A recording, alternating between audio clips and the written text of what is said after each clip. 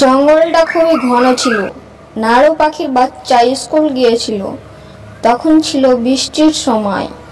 এই জন্য জঙ্গলে প্রতিদিনই খুবই জোরে জোরে বৃষ্টি হতো। সেই দিনও জঙ্গলে জোরে জোরে বৃষ্টি হচ্ছিল। বাকি সব বাচ্চারা তো ঘরে চলে গিয়েছিল, কিন্তু নাড়ু পাখির বাচ্চা বৃষ্টির জন্য স্কুলে দাঁড়িয়েছিল। ভাইয়া, এই বৃষ্টি কতদিন চলবে?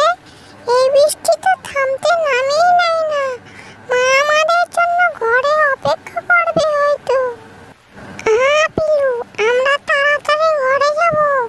বৃষ্টি থামা পর্যন্ত আমাদের এখানেই থাকতে হবে।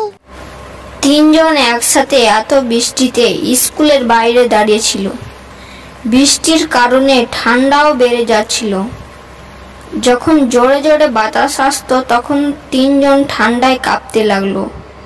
তখনই মিনু টিচার ক্লাস থেকে বাইরে চলে এলো। সে তিনজন ভাইকে দেখলো, আর তার পাশে পাখির বাচ্চা বান্টিও ছিল। তাকে তার ঘর যেতে হতো। তখনই মিনু টিচার তাকে একটা ছাতা দিল তাকে বাড়ি যেতে।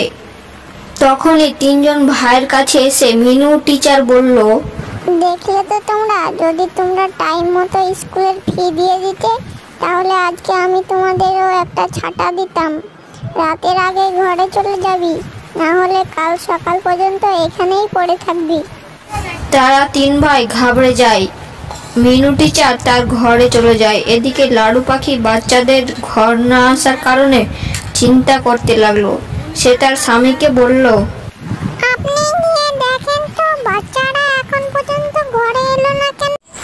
বাল্লু স্কুলের দিকে চলে গেল। সে বৃষ্টিতে ভিজতে ছিল, কিন্তু তাকে তার বাচ্চাদের কাছে যেতে হতো। কিছুক্ষণ পর সে স্কুলে পৌঁছে যায়। সে দেখলো তার বাচ্চারা সেখানে ছিল না, আর স্কুলও বন্ধ হয়ে গিয়েছিল। সে তার বাচ্চাদের জন্য আরো বেশি চিন্তা হতে লাগলো। সে আবার তার ঘরের দিকে চলে গেল। এদিকে বাচ্চারা বৃষ্টিতে ভিজতে ভিজতে কোনো রকমে ঘরে চলে এসেছিল। লাড্ডু পাখি তার বাচ্চাদের দেখে খুব খুশি হলেন। এদিকে বালুও সে বাড়ি ফিরে এলো।